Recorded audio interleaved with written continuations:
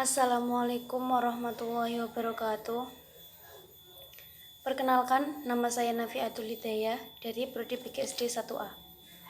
Saya di sini akan menceritakan tentang dongeng, yaitu pohon tomat dan pohon mangga. Suatu hari, di sebuah desa tumbuhlah pohon-pohon yang sangat lebat, dikarenakan para petani selalu merawatnya dengan baik. Mereka menjaga pohon-pohon tersebut seperti menjaga anak mereka sendiri. Mereka rajin memberi pupuk, menyiraminya di setiap pagi, agar pohon-pohon tersebut tumbuh dengan semestinya. Di antara pohon-pohon tersebut adalah pohon tomat dan pohon mangga. Pohon tomat dan pohon mangga, mereka sangat dekat. Mereka berteman dari kecil. Mereka sering bermain bersama, bahkan mereka sering curhat tentang keadaan mereka masing-masing. Setelah tumbuh besar, mereka tidak bisa bermain lagi, dikarenakan pohon tomat tidak bisa mengikuti perkembangan pohon mangga. Pohon tomat yang kalah besar dan kalah tinggi dari pohon mangga merasa minder, dan akhirnya pohon tomat lebih sering mengurung diri daripada berteman dengan pohon mangga. Perbedaan besar dan tinggi mereka membuat persahabatan di antara mereka semakin renggang.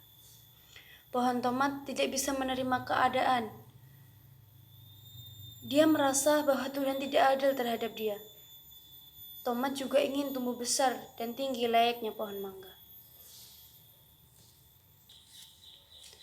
Dan pada suatu hari, tomat terbangun dan menyadari bahwa dirinya mengalami perubahan. Dia melihat dirinya berbuah. Ada buah-buah kecil yang tumbuh di sekeliling ranting-rantingnya pohon tomat. Pohon tomat bangun dengan bangganya menemui pohon mangga yang sedang menikmati sinar matahari pagi untuk memamerkan buah yang telah muncul di ranting-rantingnya. Melihat hal itu, pohon mangga menjadi iri kepada tomat. Kenapa mangga belum berbuah juga? Akhirnya, akibat kesedihan tersebut, pohon mangga lebih sering terdiam. Hari berganti hari. Buah yang tumbuh di ranting-ranting tomat berubah warna dan siap untuk dipanen. Akhirnya, para petani memanen tanpa menyisakan satu buah pun di antara pohon tomat. Pohon tomat pun merasa senang karena dia telah memberikan manfaat kepada para petani. Pohon mangga yang masih terdiam tiba-tiba mendengar kabar berita yang menyedihkan dari pohon rambutan. Pohon tomat yang adalah sahabat karibnya telah mati. Pohon mangga yang penasaran akhirnya bertanya kepada pohon beringin tua yang bijaksana yang sedang beristirahat. Usia pohon ini sekitar ratusan tahun dan dia memiliki pengetahuan yang sangat luas. Beringin, beringin, teriakan pohon mangga membuat beringin terkejut dan terbangun dari tidurnya. Iya, ada apa mangga? Ada apa kamu berteriak? Tanya beringin tanpa ada rasa marah sama sekali terhadap pohon mangga. Apa yang terjadi kepada tomat sebenarnya? Tanya pohon mangga kepada pohon beringin. Apa yang kau maksudkan mangga? Tanya beringin yang tidak tahu apa yang dimaksudkan oleh mangga. Kenapa tomat mati?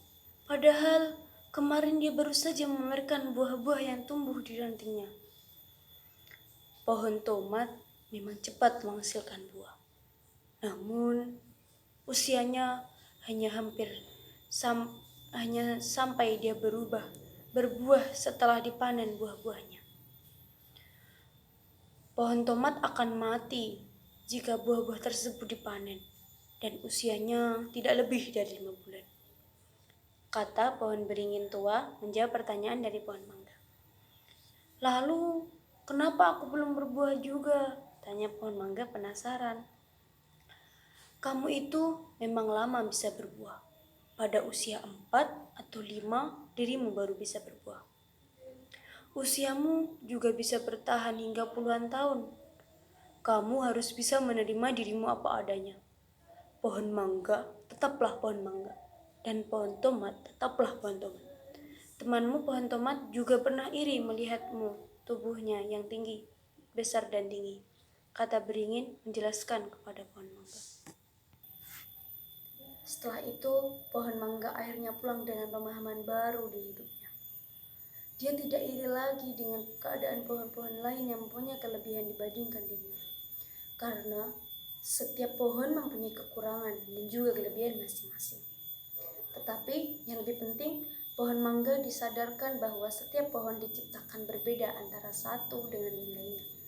Jadi, kita harus bangga dengan keadaan dari kita sendiri. Demikian dongeng dari saya. Ada kurang lebihnya saya mohon maaf. Akhirul kalam, ihdinas siratal mustaqim.